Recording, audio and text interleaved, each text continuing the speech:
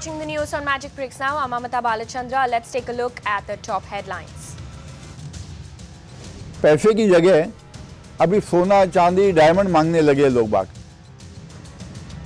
Explosive Magic Bricks Now expose. We give you on-camera proof that demonetization has failed to smoke out corruption and black money in lieu of cash. Government officials demand diamonds, gold biscuits, silver chunks and checks to move files and give approvals. And big U-turn by the RBI Central Bank issues fresh notification, says depositors won't be questioned and banks will not need to provide any explanation for deposits of over 5,000 rupee in defunct notes until the 30th of December.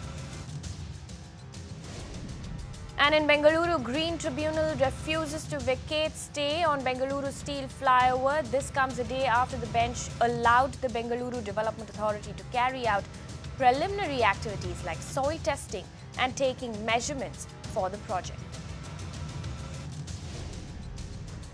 And big win for home buyers. High Court extends police custody promoters, fast-tracks cases filed by buyers of Kamala landmark projects.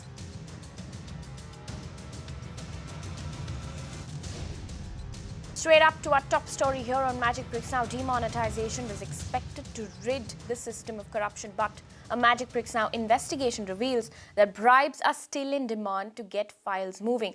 Developers have told Magic Bricks Now on camera about BMC, SRA and MADA officials openly asking for bribes in gold, diamonds or checks. Tune in as Magic Bricks Now reveals the rot within.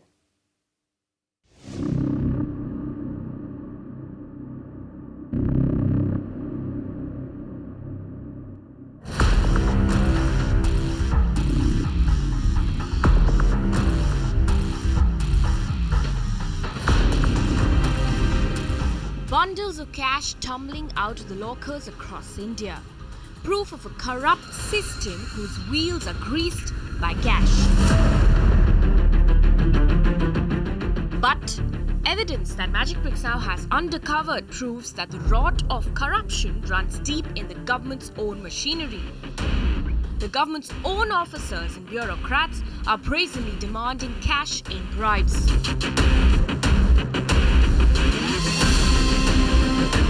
Any cleanup the government does must begin with its own house. It is an open secret that the real estate sector has always been home to corruption. A single construction in the real estate sector requires different approvals from the local municipality that come at a price. But has the demonetization move made any difference? I found through a series of conversations with builders who told me that this has only emboldened corrupt babus to ask for kickbacks through gold and new currency. Developers were afraid to speak to us on camera for fear of backlash from the same bureaucrats over the next approval applications. Some agreed to speak to us on the condition that their identities be concealed. These developers are based in Mumbai. Developers के ऊपर जो extortion हो रहे थे वो ख़त्म होना चाहिए था. Political extortion, officer extortion, police extortion, ये सारे ख़त्म होने चाहिए थे. लेकिन ये कहीं भी कोई भी चीज़ में कमी नहीं आई है.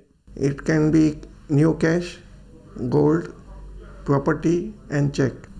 Life is normal. People are still accepting old notes and still people want money for the work that they are doing for the government.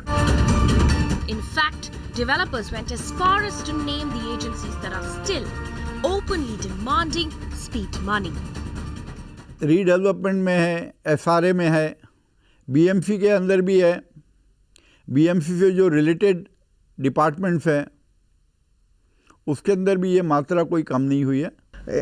It's spread throughout India, throughout right from bottom to top, and not a single table is left. Government service is considered that they are going to make money on the side. Well, the system is so well entrenched that the developers we spoke to were wary on speaking on camera. The reason? Fear of retributive action on projects that were awaiting approvals or where construction was underway. This only goes to show that we, you, me, and the builder are mere actors in the drama of corruption. The master puppeteers are to be found in the corridors of power. This is Amita Balachandra for Magic Bricks Now. Well, this is part 2 of our investigation here at Magic Bricks Now. Make sure you tune in at 7 p.m. for more details on that story. Moving on now, big relief for people as RBI rolled back its 2-day-old decision of putting a one-time limit and restrictions on deposits of defunct notes. In fresh guidelines, the RBI has made it clear that there will be no questions asked of depositors either in the case of one-time or repeat deposits if the accounts are KYC compliant. Now, such customers will also not be questioned by bank officials on why they had failed to deposit these old currencies earlier. However, customers with non-KYC accounts will be subject to erstwhile conditions. On Tuesday, our sister channel Times Now had exposed how people were going through unnecessary scrutiny to deposit their hard-earned money. Meanwhile, listen in to some political reactions coming in. इसमें कोई U turn नहीं है, सिर्फ समझने की बात है।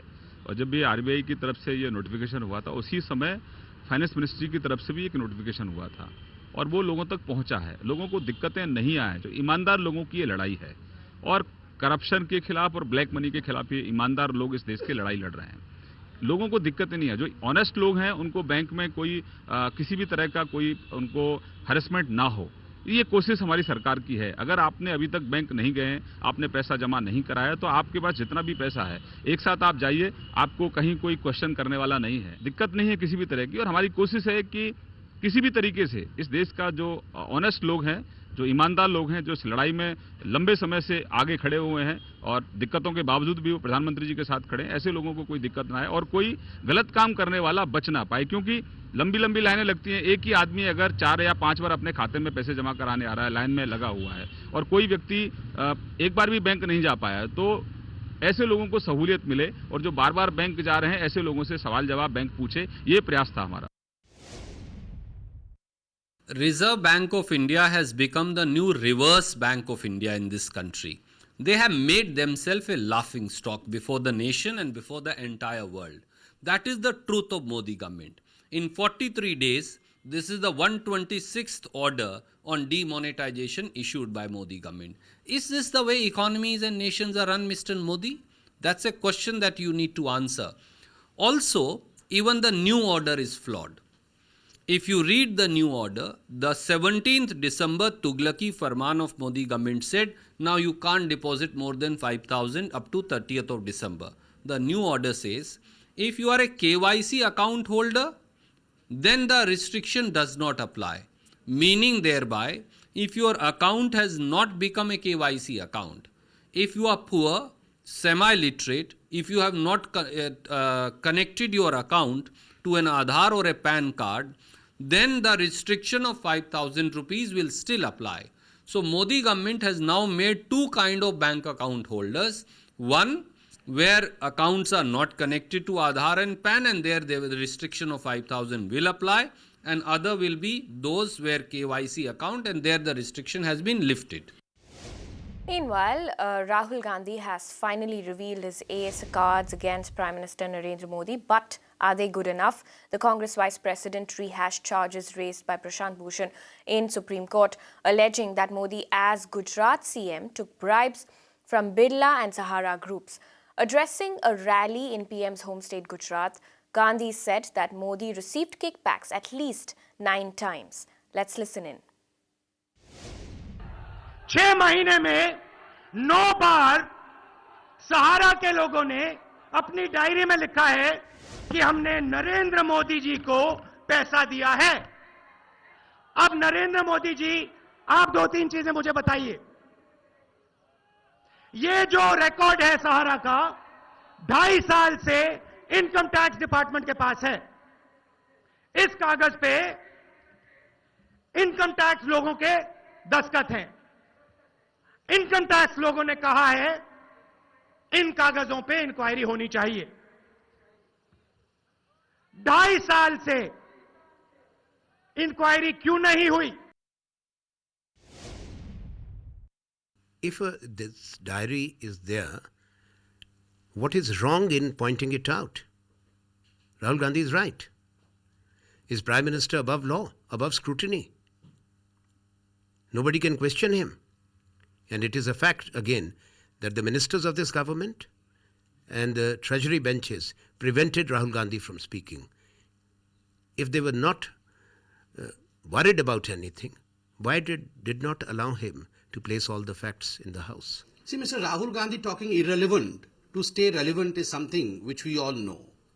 Unsubstantiated allegations and the kind of politics that Mr. Rahul Gandhi is playing today is something which we can discount. As far as this particular allegation is concerned, there was an NGO of Mr. Prashant Bhushan which had gone to the Supreme Court on the same case. The Supreme Court had heard the case. 2 judge benches, in fact bench, had delivered its observation saying that no investigation can be ordered because these are unsubstantiated allegations.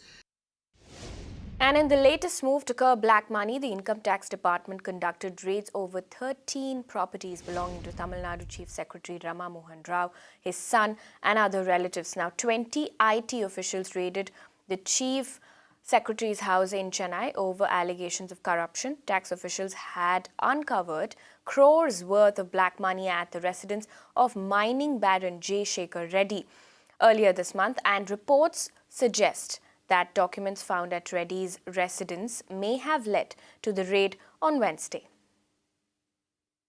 This is the first time an officer at the rank of Chief Secretary is being raided by the IT department, and this is not the end. After IT department, what we are being told is that the CBI too will question him, and there will be CBI searches as well, and then the ED department will also carry out their investigations, because Shekhar Reddy, the man in question over here, Shekhar Reddy, the man from whom the CBI, the IT department has seized a huge amount of money, he is the point person, and he is the link to this entire investigation. And that's the reason why the IT department officials are here, the top officials are here at the residence of Ram Mohan Rao. And clearly, Shekhar Reddy is someone who was powerful, who had all connections with the top bureaucrats of the state, and who was close to ministers.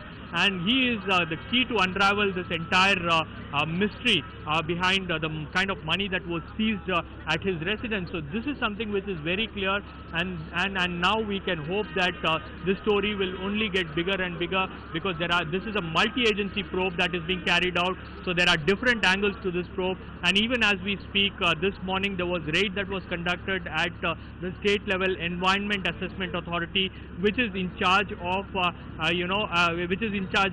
clearing projects and clearing contracts as far as sand mining is concerned. So there is a clear connection between Shekhar Reddy and the raid that has taken place at the Assessment Authority office, which is related to sand mining. So who gave them the license?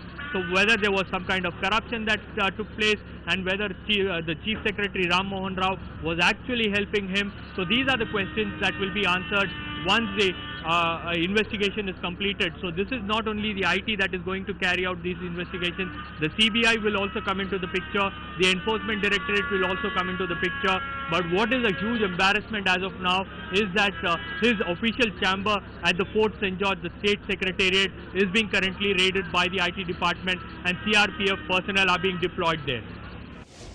Away from that, moving on to the latest in the Kamala landmark case. Big win for home buyers, as the High Court has now started fast-tracking cases filed by Kamala landmark home buyers. As on Wednesday, the Magistrate Court has extended the police custody of 3 promoters, Ketan Shah, Jitendra Jain and Jinendra Jain, till 26th of December. Disha Shah, who's been tracking this case, gets us more details. It could be called as a relief of sorts for hundreds of home buyers who had booked their homes with Kamala Landmark Construction, as now the High Court has started fast-tracking all the projects regarding the builder. And of course, the latest out of the 13 to 14 FIRs that are being filed at the EOW, that's Economic Offences Wing, by these home buyers, 4 projects have already been heard by the High Court over the span of 15 days.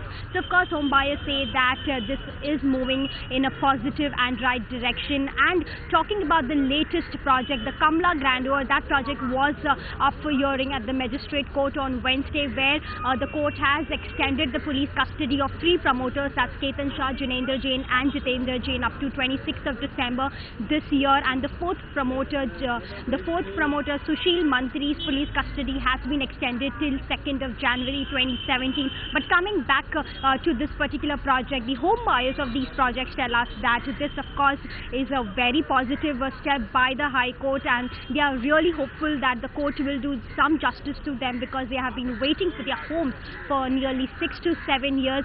And talking about these 4 projects, the High Court has already appointed receiver for one of his project in Santa Cruz named Shimmer, and the High Court on Tuesday had also directed and appointed a receiver for one of its promoters, Ketan Shah's personal property at Malabar Hill, which will be auctioned, and the receiver will ensure that all this is done and that money will be used to complete all the delayed projects here in Mumbai. And lastly, what the home buyers demand is that the builder should refund them their money as soon as possible.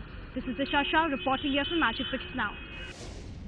On to a story that we've been tracking here on Magic Bricks Now, to the controversial steel flyover in the city of Bengaluru. The southern bench of the National Green Tribunal on Tuesday has refused to vacate the stay ordered in the case. However, it has allowed the Bengaluru Development Authority to carry out basic and preliminary activities like soil testing and preliminary measurements for the project. Now, remember, this is a 6.7 kilometer steel flyover that's come under flag from various citizen groups, because it involves felling of 812 trees and will require nearly 55,000 tons of steel in the construction. Shrija gets us the latest. In what may be called as a major setback for the BDA, the National Green Tribunal on Thursday refused to vacate the interim injunction order in the steel flyover case. However, the southern bench has allowed the BDA to carry out basic and preliminary activities like soil testing and taking measurements for the project. The 6.7 steel flyover proposed to start from Basaveshwara Circle to Hebal has received flack from various citizen groups because it involves a huge cost of ₹1,791 crores, felling of 812 trees and nearly 55,000 tons of steel to construct the flyover. The future course of action on the steel flyover will be decided when the NGT hears the case on January 18th. In Bengaluru, Shrija for Magic Bricks Now. And that's something that we'll keep a very close watch on here on Magic Bricks Now. Also in the news, the optional Class 10 CBSE board exam will become mandatory again from 2018. Also, students may have to study an Indian language besides English and Hindi till they pass high school. The Central Board of Secondary Education took this decision on Tuesday, doing away with a policy formed 5 years ago that offered a choice to students to opt for the board-conducted finals or let the schools assess their performance. Let's listen in to some reactions from Hyderabad on this. Well, the dreaded 10th class examinations for the CBSE syllabus, schools are back. In fact, I'm in conversation with 2 teachers of the Hillside School in Hyderabad. Thank you so much for joining us, ma'am. Ma'am, what is the first reaction as teachers who are teaching 10th class students? How do you react to this new proposal that has been approved by the Central Board of Secondary Education? How do you look at it? Yeah, I'm very happy. It is going to increase the quality of education, and in long run it helps the country also. Okay. Ma'am, what do you think about this, ma'am? I'm in a 50-50 position because one thing the students and I dislike is they have to study the whole year's portion. And the other thing, good thing is that subjective knowledge is tested rather than only the the oral skills or their dramatic skills. Their subjective knowledge will be tested. I'm happy about that. How have the children reacted? How have the students reacted? Have you spoken to them about this new? Are they happy about it? What is their reaction? Yeah, actually, we conducted mock parliament in our school for 9th and 10th graders, and most of the students are in favor of writing exam instead of a CCE pattern. Okay. And ma'am, thinking from a teacher's perspective, does it help the students or is it too much workload for them? How do you look at it? From a teacher's perspective, I say it would help them because they will have the complete knowledge of the subject rather than only having a superficial knowledge by enacting role plays and debates and elocutions. they'll have a complete knowledge from the grassroots level. I definitely think it's going to be helpful for the students. Actually, when this class 10 board examination of CBSE was scrapped, I wasn't too happy about this move. But now that they've rethought and then brought it back again, I think they've done it's a very good move. And I'm sure there are many students who are happy about it. And of course, the teachers are definitely happy that, the examinations have come back again at the 10th level. Because it's because there are many students who would want to go for a vocational training after that if there is no examination. But of course the CBSE board had given a choice. It wasn't that it wasn't a choice, which was also alright.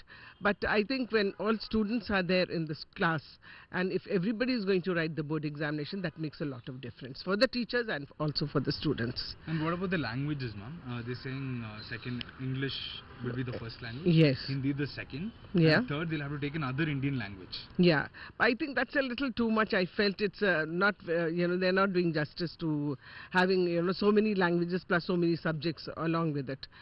If we have to follow, we will follow. That is it.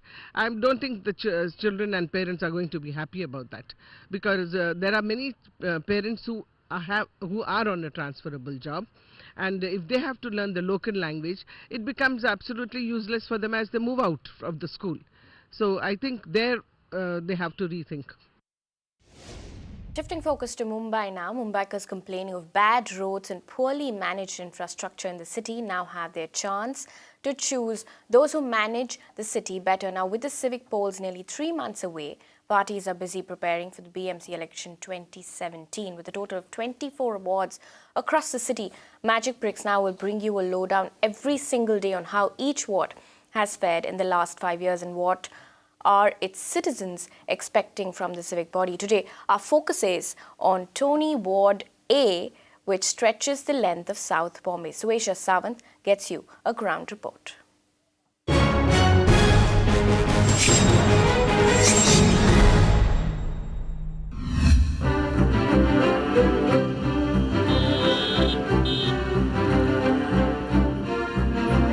While this part of Bombay might be one of the most well-planned sections according to you, let me tell you, it's no stranger to crumbling infrastructure. It is plagued with traffic issues, parking problems, unleveled roads and pavements surrounded by hawkers.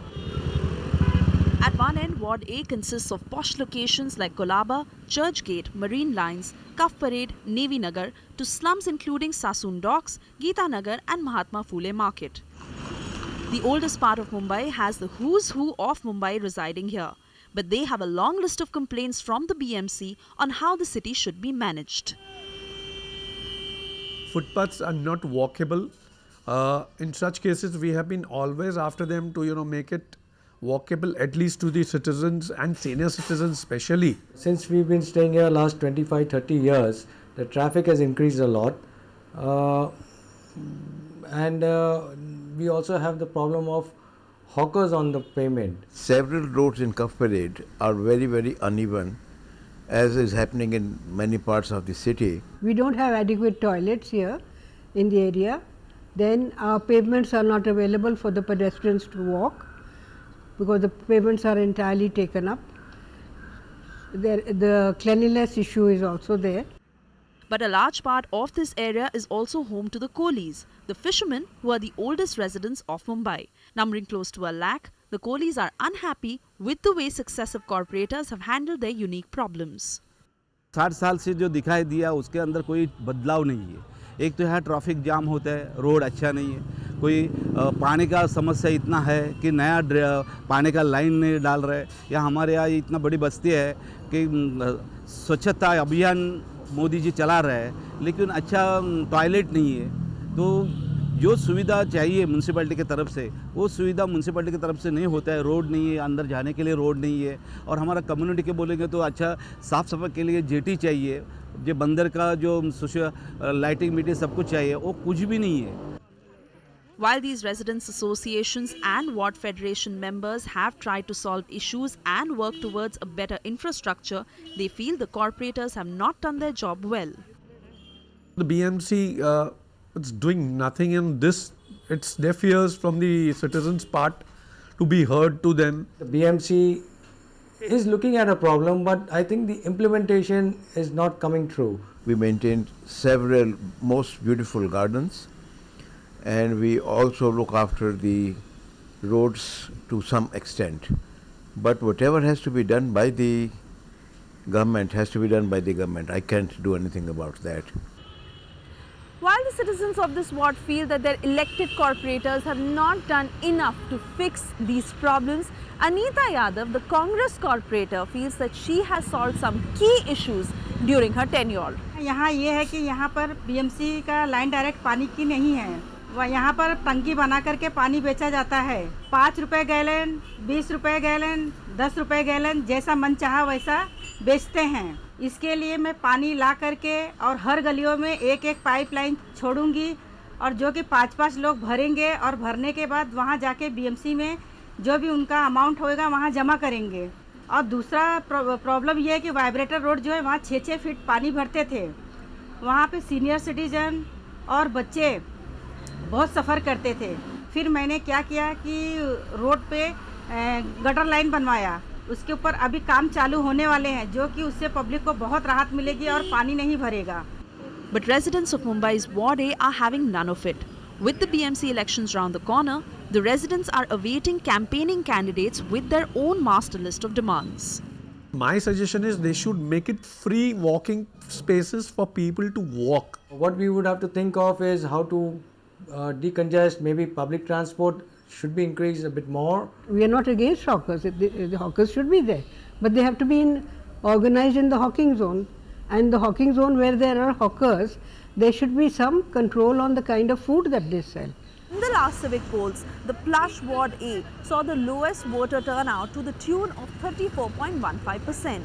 In spite of understanding the need for better governance, only the BMC elections 2017 will tell if there is a higher level of interest and participation from the citizens of Ward A in these civic polls. This is Suesha Sound for Magic Bricks Now.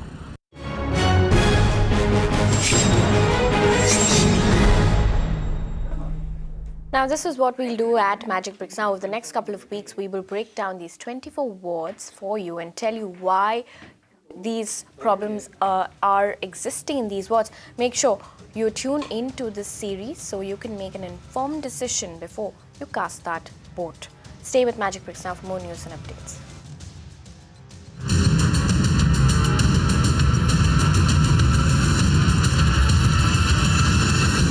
You can watch live TV on our website mpnow.in. Find us on Facebook at facebook.com/magicbricksnow. And don't forget to click the like button. You can also follow us on Twitter at Magic Bricks Now. To stay updated with all our programming, hit the subscribe button on our YouTube channel by logging on to youtube.com/magicbricksnow.